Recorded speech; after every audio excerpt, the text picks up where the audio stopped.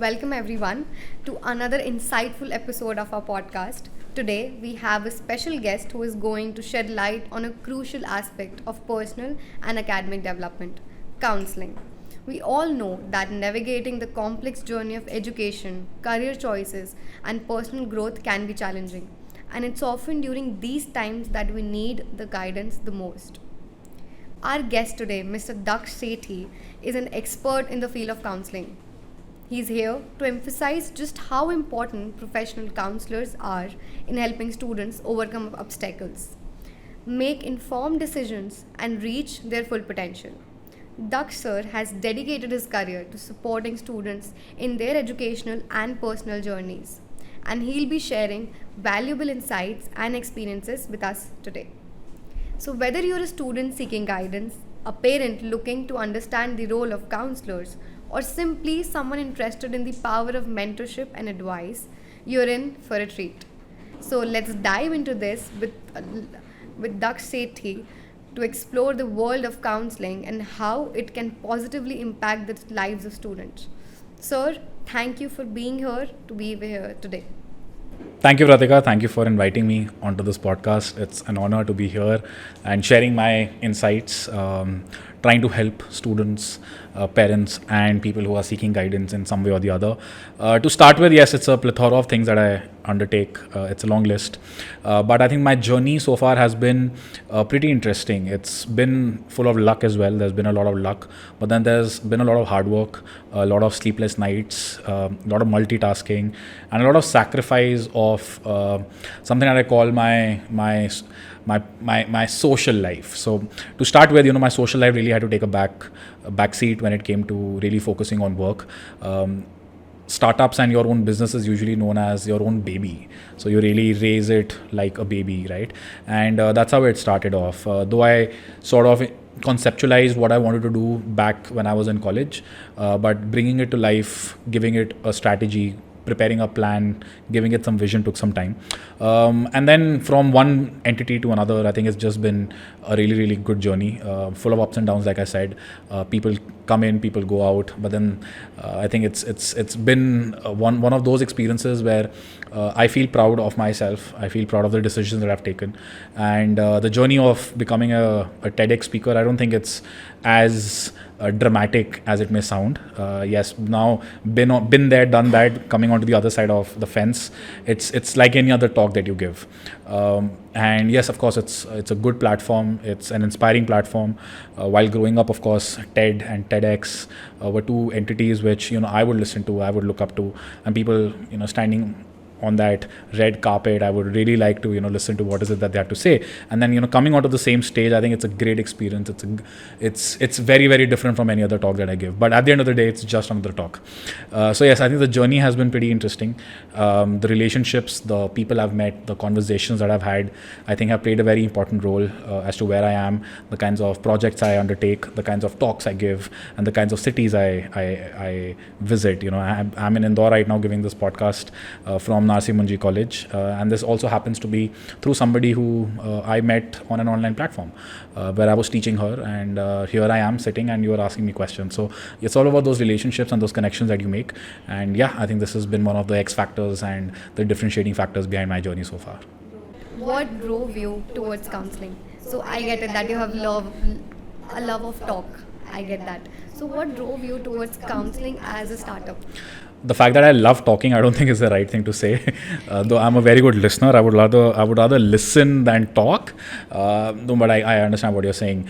But at the end of the day, I think it's not just about counseling. It was about training, and counseling became a byproduct, or not even a byproduct, but a complementary product, where I had to really talk about career and guidance. And eventually, there came a point where I realized that students, people twice my age, thrice my age, would want to talk to me about certain things that they think I didn't fit for.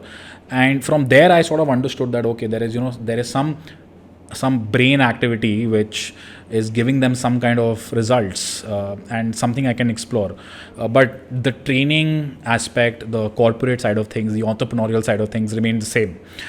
Counseling, guidance, mentoring, I think it happens down the line while you are performing all other activities. So I think counseling became very crucial, very important, because a larger part of my audience wanted to speak to me only for counseling, only for guidance, for an unbiased opinion, for a realistic perspective, for a rational perspective. So I think that is where counseling really kicked in. But then, as I said, it's the core remains the training component, the development component, getting students corporate ready, improving the corporate side of even corporate employees. So that remains intact. It's the counseling that again changes from age group to age group, to background from background to background.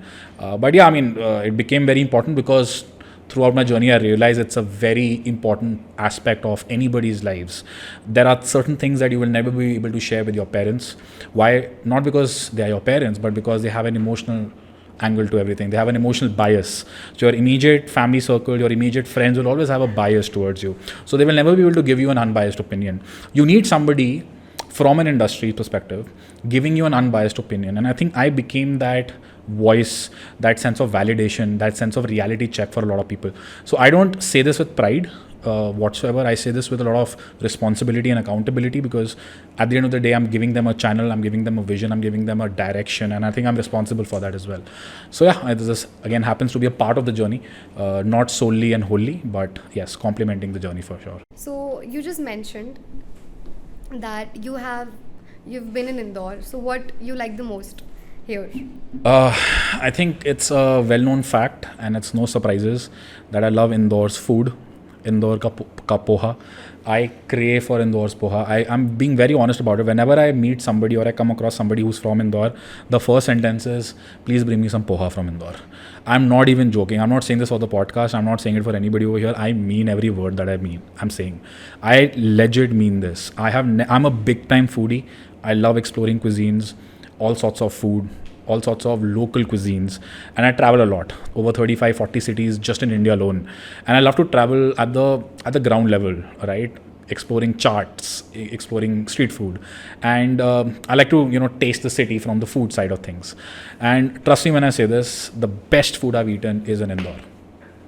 It is in Indore for some reason. I don't know why. So basically, why people love Indore so much, because it has a blend of flavors. It has a blend of all the parts of the country. Like, you have the best South Indian food, you'll have the best North Indian food, you'll have the best of all the flavors and all the masalas that we serve. But why? Can you answer this question? Why does it have the perfect blend? So what more we can say is that Indore is a place where everyone is able to adapt very easily. So I think from all the places, different type of people are coming together. Indore is some place where you'll get people from all religions, you'll get people from all parts of the country, you'll get people from different countries, not even just India. So that brings the hostility together, that brings the hospitality of Indore, which brings you together. So that is something which makes Indore special, that we think. I agree with this answer for sure. Definitely the hospitality is something that Indore is always known for, and that also makes it mandatory for me to say that the hospitality at Narsi Munji has been good. I had to say this, so yes, the hospitality has been good. But I'm saying this out of 100% honesty. The hospitality in Indore, the food in Indore has always been welcoming and warm. Wherever I've eaten in Indore, it's just been too good. But in general, I think the people over here are also very sweet. We know that it's also the cleanest city in the country, and it's not because the local municipalities have been able to keep it. It's also the culture, the people of Indore who've kept it that way. They've grown in a certain sense that they don't like littering around. So it's not just somebody cleaning it after they've littered. It's about not littering at all. And I think that's one thing that a lot of cities in India really require, that kind of culture, that kind of vision for your own city, that belongingness. And I know a lot of people from Indore back in Delhi who don't litter even there. So it's a part of the system. It's a part of how they've grown up. And yeah, I think Indore is a beautiful city in its own way. As the founder and CEO of Guby Rogers, you focus on soft skills training. Could you elaborate on the importance of soft skills in today's competitive job market? So, soft skills have been the talk of the town for a while now. And one of the reasons why colleges, universities, schools, the NEP, even global corporations are focusing a lot on soft skills, not just for students, but also for their existing employees. There's a lot of training being done, a lot of money is being pumped into, grooming them the right way. There was a time about 7 to 8 years back where the businesses were doing really, really well and money was flowing in, and the human factor behind how people should be behaving, the soft skill side of things was really not looked into as much as it should have. And post COVID, we've realized that the human factor really plays a very important role. So COVID and the 2 years of lockdown, 1.5 years of lockdown and multiple lockdowns really gave us that reality check that you need people who are not just good with what they do, you also need that human touch and that human factor, the soft skill side of things. And hence a lot of focus started, sort of coming into soft skills. So soft skills being not just an important factor in any corporate, it also plays a very important role when you talk about your own company. If let's say entrepreneurship is the talk of the town again, entrepreneurship is big time. A lot of startups are coming up. Startup India, so much money, getting pumped into the startup ecosystem. Your investors are also looking at the founders. How is it that they are behaving? Do they have that vision? Can they multitask? Can they take the right decision? Now, that's not a technical decision. That also has the human factor behind it. So it's not just for your job interview that you really have to focus on soft skills. It's everywhere. And this is one aspect which a lot of people are facing problems with.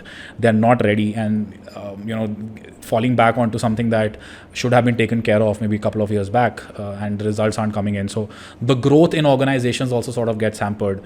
So yeah, it's been one of those areas where a lot of attention is being paid at, looked into, and yeah, I mean it's doing pretty well. So soft skills in general is a space where the more you do, the better you get at it. So it's not something you can learn out of a textbook. It's also very practical. You really have to do it, act it out. Also continuously improve. You need somebody to check, to tell you where you're going wrong and help you improve. So yeah, I think that's where I come in. And like you said, my organization also does something very similar. We work with corporates across the country, colleges, universities, schools across the country, and it's a space where I've actually been able to see results, tangible results, something that even other people the institutions can agree with. They can see the difference. They can see the transitions. So yeah, I think so far so good, and it's a very important space for sure. Also, this is on record. This is not something I'm saying for the first time. So on Instagram, my handle says the Wolf of Jobstreet. Now that might sound very tacky, very wannabe, but it's actually something that was never. It's not something that I called myself or I gave to myself. It was something that a student who benefited from one of my programs gave me. So I'll tell you the story. So I was working with a platform for an academy, and I had a course on that platform by the name of the Wolf of Jobstreet. It was given by the Unacademy team, and we completed. It was an online course, and we had a cohort of students. There was a girl over there, and most of the students were participating because they had an interview coming up. They had not been doing well with their interviews in the past, etc., etc. So there had multiple reasons why they were attending the course. Having said that, we completed the course. It was a 2-day workshop. And the following week, this girl had her interview lined up. And after completing my course, she cracked that interview. After cracking it, she dropped me a message on Instagram and she says, "Sir, I wanted to tell you that I've cracked the interview and I've already struggled twice before this. And my family was under a lot of stress. I had lost my previous job. And the name of the program, the Wolf of Jobstreet, you are the Wolf of Jobstreet." So I took this term in the most marketing sense, a very tacky, very catchy, very. It also explains to what I do. So I took that line from there and I renamed my Instagram from there to the Wolf of Jobstreet, and I think it really worked for me. And it becomes like an AKA, also known as, and it has worked really, really well for me. So that's one success story where somebody really benefited from one of my training programs. It was completely given by me. We had a mock interview. We had a lot of different things that we spoke about. And I mean, this is one success story which I've sort of taken results from, and I've renamed my Instagram to that. So whenever somebody asks me or, hints towards, why is it called Wolf of Jobstreet, it always reminds me of that success story and the many success stories after that. So it really is a very responsible term in its own way. And yeah, so this is definitely one of the success stories that is really highlighted everywhere. As your motto says, पानी में कूदेंगे तो तैरना भी सीख जाएंगे. How do you add this in your life? So the idea behind this motto is that it's important to take risk and not just stand on the sideline and calculate the risks, calculate the benefits, and then take a decision. Yeah, that calculation is required. Obviously, you will reach the sideline, only then will you jump into the ocean or a swimming pool in order to, the analogy is to swim. But if you're stuck on the sideline and you don't take that leap of faith and you don't push yourself to get into that problem or get into something new and then figure your way out, then it's not going to be of any worth. You cannot have a foolproof plan for everything. So I think that risk taking ability and that risk taking factor is where this sentence really comes in from. कि पानी में कूदेंगे तो तैरना भी सीख जाएंगे. We'll figure it out. So in order to figure it out, you really have to get into it first. So take that leap of faith, take that decision, take up a project, meet somebody new, get into that interview, apply for that job, start your startup, plan it out. But at least do it. You'll figure it out. It cannot be done without giving it a shot. And you will, वो कहते हैं ना तैरना सीख जाएंगे. So वो तैरना है उसके अंदर आपको you have to take that leap of faith. So this is where that motto is really coming in from. And this is something it might sound very fancy, it might sound अच्छा बड़ी अच्छी बात बोली है, but it's absolutely practical as far as I'm concerned. This is something I've done from day one. I was somebody who wanted to get into the corporate world. I wanted to get a good job, get into a consulting firm, a big 4, a big 5, and life is set. काम करेंगे, world घूमेंगे. The usual consultancy job. But that's something that I think my parents also sort of believed in me. I chalked out a plan and I said कि करके देख लेते क्या ज़्यादा क्या हो जाएगा, नहीं होगा रैप अप करके फिर जॉब कर लेंगे. ऐसा नहीं है कि हमारे में एबिलिटी नहीं है तो एबिलिटी भी फिगर आउट कर लेंगे. So that motto, that sentence कि पानी में कूदेंगे तो तैरना भी सीख जाएंगे, came in from there. When I registered my company, it's a true story. When I registered my company, I was all excited to register my company कि नहीं अब register करेंगे. And I wanted to also register it on my birthday, which is 19 December. And I wanted to register it on my birthday so that the day I'm born, my company is also born. So I wanted to have that emotional side of things, and that actually happened. But the day this happened, and the next day, so on the 20th of December, I'm figuring out and I'm saying this to myself कि अब क्या करना है, ये क्या कर लिया, now what next, the baby is born, now अब संभालना भी पड़ेगा, now I have to take that responsibility. It's a true story. That feeling is something entirely different. Of course, it just happened once. That feeling of what to do next, कि अब हो तो गया है, अब इसको करना भी पड़ेगा. That excitement of कि नहीं कंपनी स्टार्ट करेंगे, but उसको कंपनी को रन करना है, that really hits you. And when it did, then this thing came in कि अब कूद गए हैं तो तैरना भी सीख लेंगे. So then I started talking to people. I started figuring out what is it that I have to do. Of course, I had a plan of action in place. Then week by week, month by month, started figuring things out. COVID happened in the middle. A blessing in disguise to me, to be very honest. I know it wasn't a very good time in general, but blessing in disguise because everything went online, and that's exactly where my target audience was, and it really, really boomed for me back during 2020, 2021. But in hindsight, yeah, it's the basics of figuring it out, doing it, taking that leap of faith, being confident enough to figuring it out. So I think high self-esteem really comes in. Confidence is something that can fluctuate, but high self-esteem really figures that way out for you. So I think this is where this sentence really comes in from. And after that, having one company after the other, different projects. I travel for work, so traveling all along for the last three years, in extensive traveling, not being at home as much as I should be, not paying too much attention to my health. In the middle, yes, working out of course has to be important, but there are times when I'm just eating whatever I can, whatever I feel like, not working out on time. So that really hits a certain side of you mentally. So I think all of these things really have to work out parallelly, and this is something again I've figured out. तो अब पानी में कूद गए हैं तो उसको भी संभालना सीख जाएंगे. So I think that's my motto, and it is applicable everywhere, in my personal life, in my work life. So I think that's the balance you really have to figure out. It's not about a destination, but a journey that shapes you. So एक बार चीज़ें आती जाएंगी, you learn to figure out what to do next. So this is what comes in. So ending on a good note, I just wanted to ask you one last question, that what's next for you in terms of your mission to positively impact the lives of India's youth? So that's a pretty interesting question. This is also the first time I've been asked this question, to be honest.